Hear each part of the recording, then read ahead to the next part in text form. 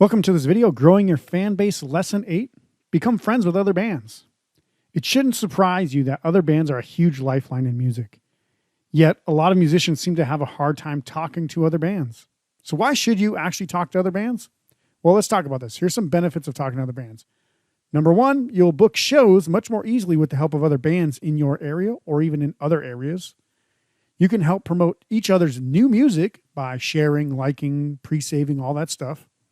You can help grow each other's fan bases by attracting similar people, and I'll talk more about this in a second. You can get recommendations on anything from gear to venues to play, to booking agent and managers to work with, and more. You can also help each other during launch processes as well.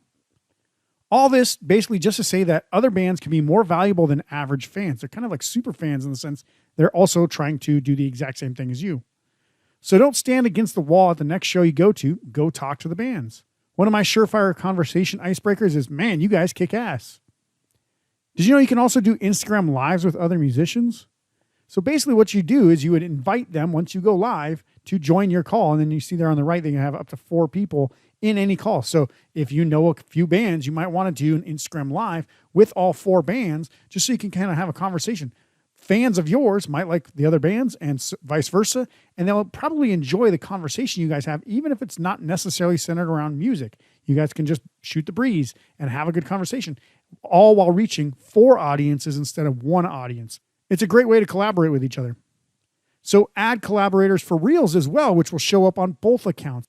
And all you have to do there is essentially invite collaborator. Once you're posting it under the tag people, it'll say invite collaborator. You click that, type in the person's name, and then it'll actually show up, and you can see there on the right, it says Nikhil Makanwa collaborator.